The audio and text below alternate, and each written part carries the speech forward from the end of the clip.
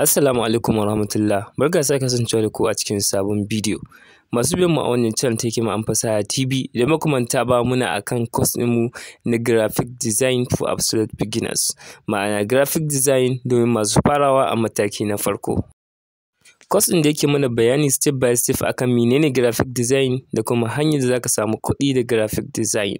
A lesson ɗin da ya gabata mun tsaya ne akan kashe-kashen graphic design. A wannan bidiyon za mu ci gaba ne akan role of graphic designer, ma'ana rawar da graphic designer ke takawa a cikin industry da kuma haɓaka kasuwanci.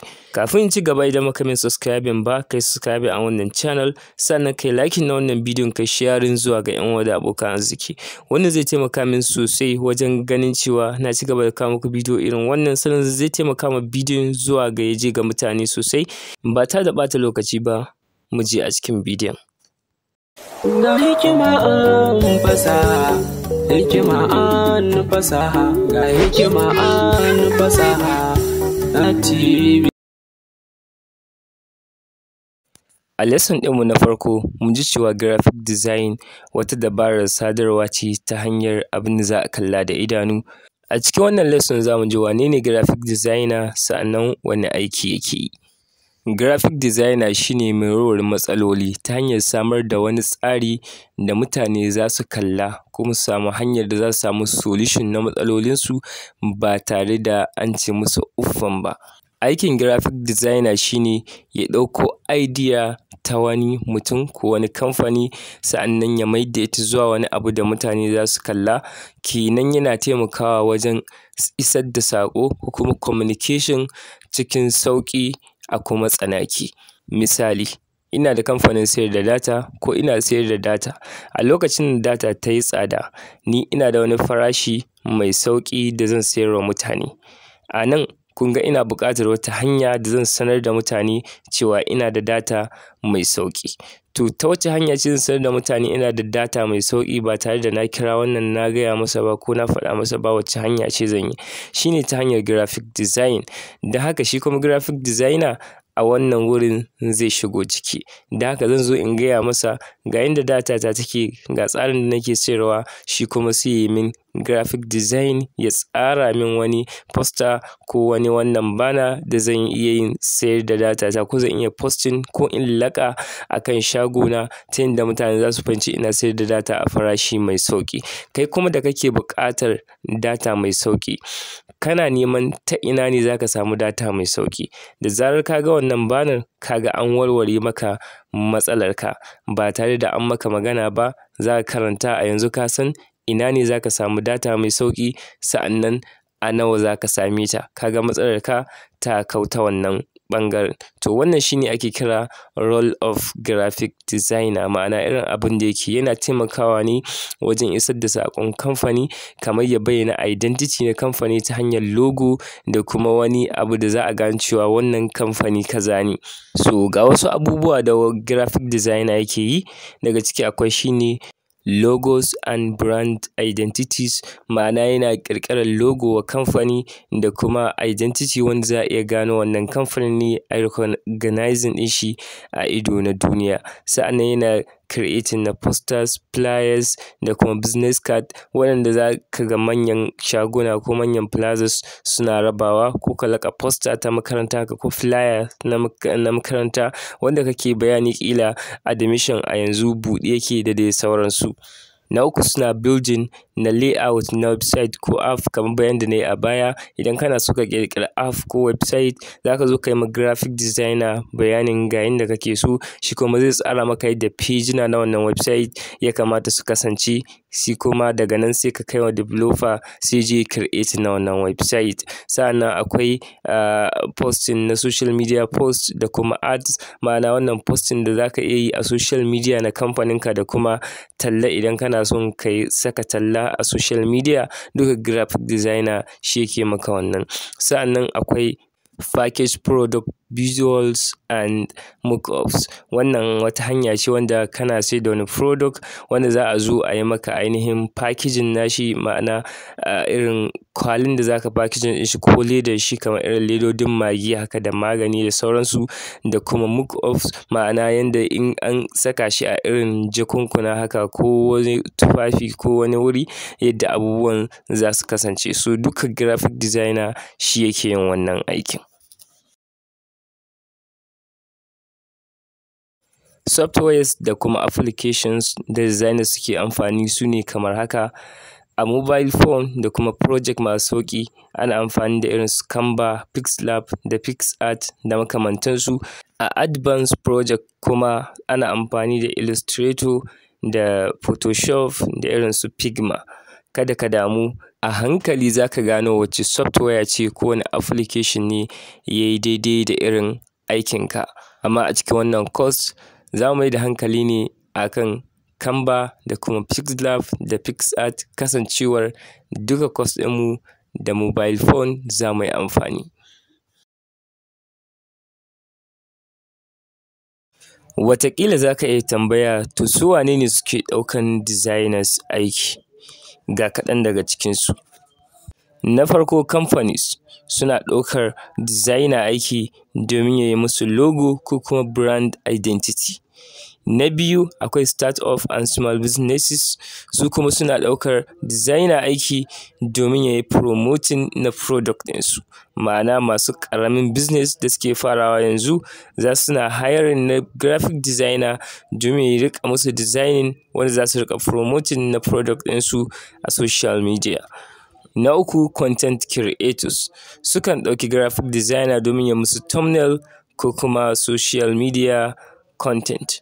Idan ba manta ba, akwai wani da ya taɓa min magana a email ɗina wanda yake so ya riƙa min thumbnail, wanda ya ce zai yi charging kusan $5 per one thumbnail. Kun ga kusan dubu nawa kenan. Na huɗu, akwai non-profit waɗanda za su iya ɗaukan graphic designer domin ya bayyana su a san da su.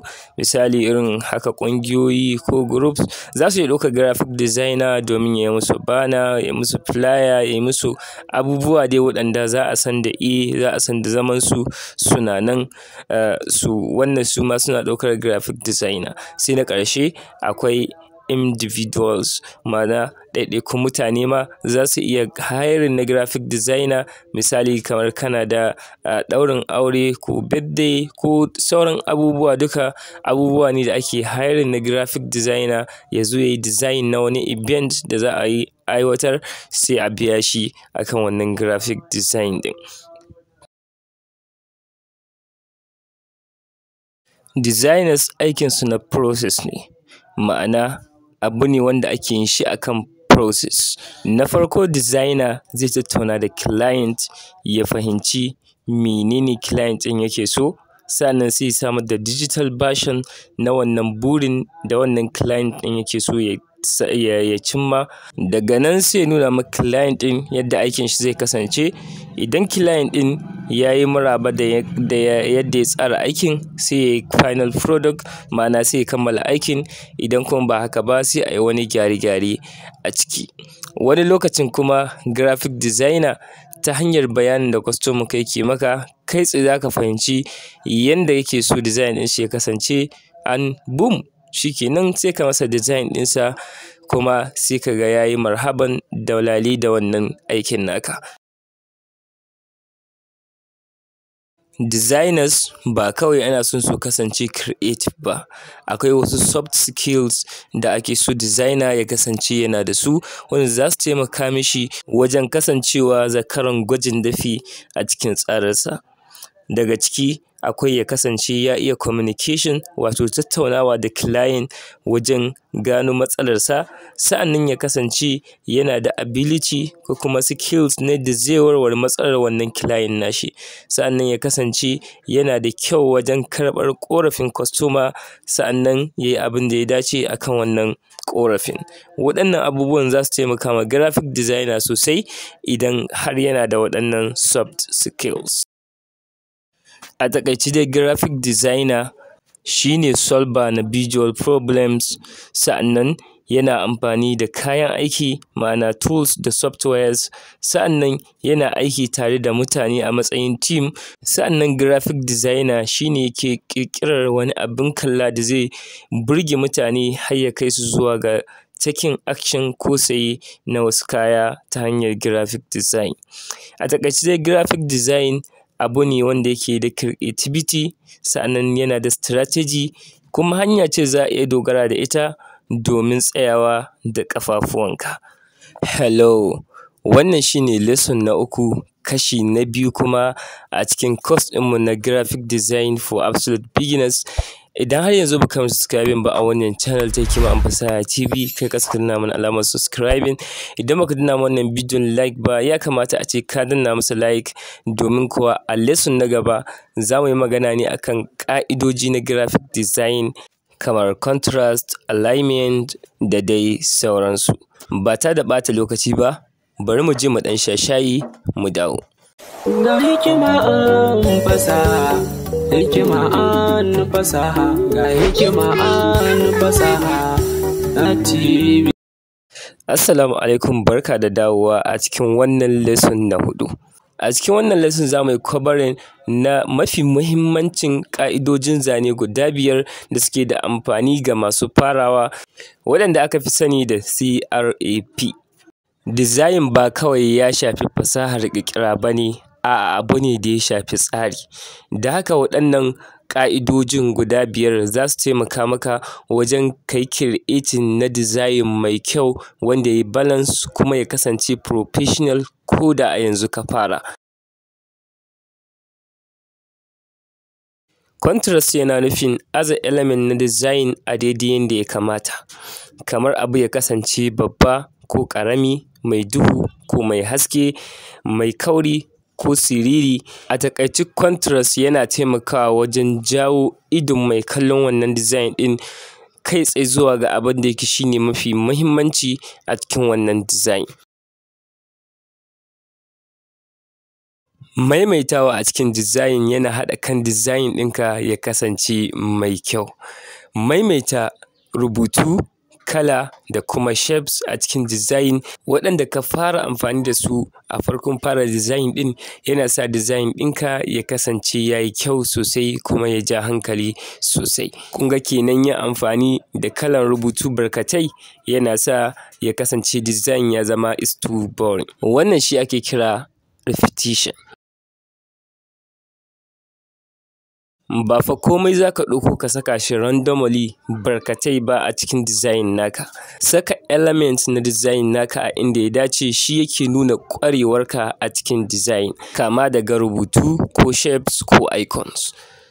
Kai dai ka tabbatar komai ka aza shi a inda ya dace. Wannan shi ake kira alignment.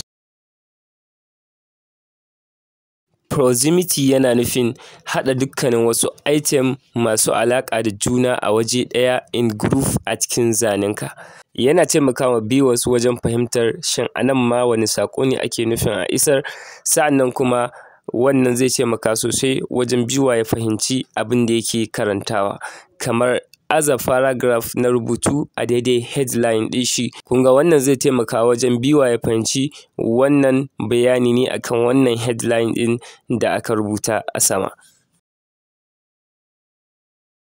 White space ko kuma empty space yana da muhimmanci sosai a cikin design kamar yadda sauran elements suke da shi, domin shi yake baiwa design ɗinka damar ya sheɗa ba tare da ya daskare ba. White space dai shine wannan empty space ɗin da kake gani ana bari a gefen design ko kuma tsakanin element da element, wanda zai hana design ɗinka ya cakuɗe ya zama ba zai fahimtu ba. A taƙaice dai waɗannan su ne principles ko kuma ƙa'idoji na design da ya kamata ka sani kafin ka fara. Na farko akwai contrast, wanda shi ne ke jawo attention na viewer, sa'annan akwai repetition wanda shi ke haɗa kan design naka ya kasance waje ɗaya, sai kuma alignment wanda shi ne saka komai a bagirin da ya dace. Daga nan akwai proximity wanda shi kuma shine clarity, ma'ana yadda zaka haskaka wannan ainihin design naka. Akwai bonus na biyar daga cikin su kenan wanda shine white space, wanda white space shi kuma shi ke bada balance ga ainihin wannan design naka. Ka yi mastering na waɗannan principles ɗin guda biyar, zai kasance design naka ya kasance professional, koda ko kana amfani da basic tools ne waɗanda ba manya-manya ba sosai. A nan muka kawo ƙarshen lesson ɗinmu na 4 da ke magana akan 5 core principles of graphic design, wato principles guda 5 na graphic design, wanda a lesson ɗinmu na gaba kai tsaye za mu shiga akan abin da ya shafi color principles, ma'ana ta yadda za ka zaɓi kala ka yi amfani da ita akan wani project naka na graphic design. A cikin wannan lesson za mu yi bayanin yadda kaloli suke da kuma yadda ake amfani da su, kuma me kala ma take nufi a cikin design, sa'annan yaya za ka zaɓi kala akan dukkanin wani kalan design da za ka yi domin ya kasance mai kyau. Idan wannan shine farko zuwan ka a wannan channel, kana tare da channel ɗin Hikima and Fasaha TV, kada ka manta da subscribing, liking.